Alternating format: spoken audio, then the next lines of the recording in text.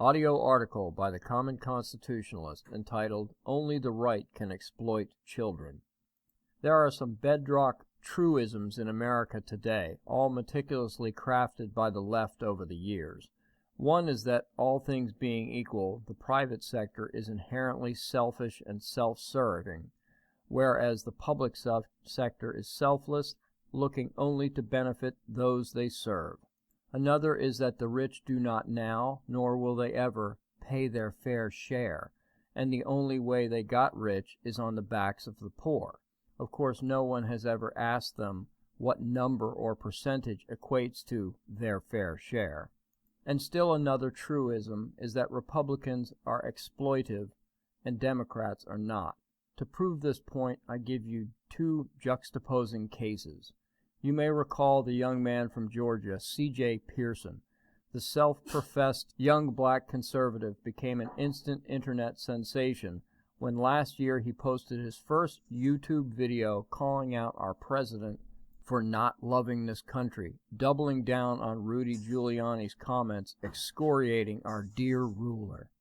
As I wrote in February 2015, 12-year-old CJ came out with guns a-blazing, saying, "President Obama, you don't love America. If you really did love America, you would call ISIS what it really is, an assault on Christianity, an assault on America, and a downright hate for the American values our country holds, of freedom of speech, freedom of religion, and everything our country stands for." For this video, he garnered cheers from the rights and virulent hate from the left.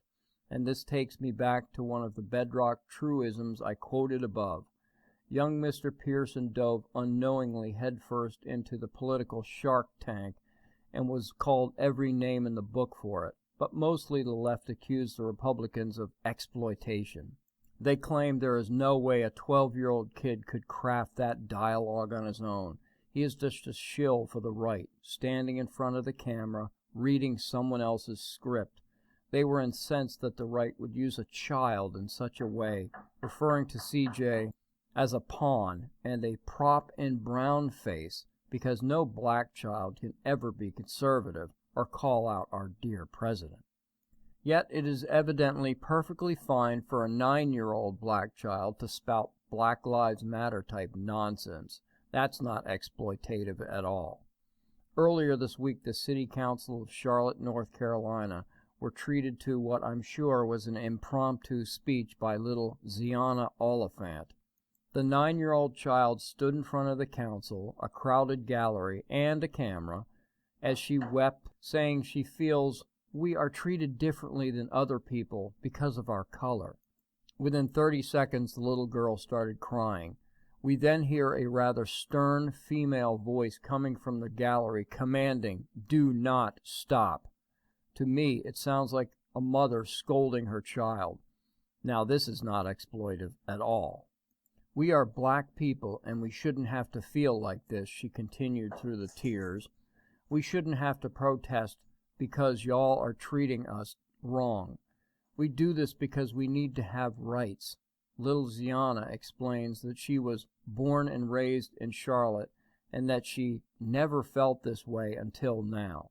She states that it's a shame that our fathers and mothers are killed. We need our fathers and mothers. Now, this is tragic. No, not that black fathers and mothers are getting murdered en masse. They're not, at least certainly not by the police. No, the tragedy is that this poor child has little chance of growing up to lead a normal life. She is literally being groomed, brainwashed to hate whites and fear and hate the police. I don't doubt for a moment that that stern voice was that of her hate-filled mother, who more than likely told her precisely what to say. Or maybe she has simply overheard the vile Black Lives Matter rhetoric so often she has committed it to memory. Yet nowhere in the mainstream press have I seen a single utterance that this could be exploitation of a 9-year-old. So I guess it is true then. Only the right can exploit children.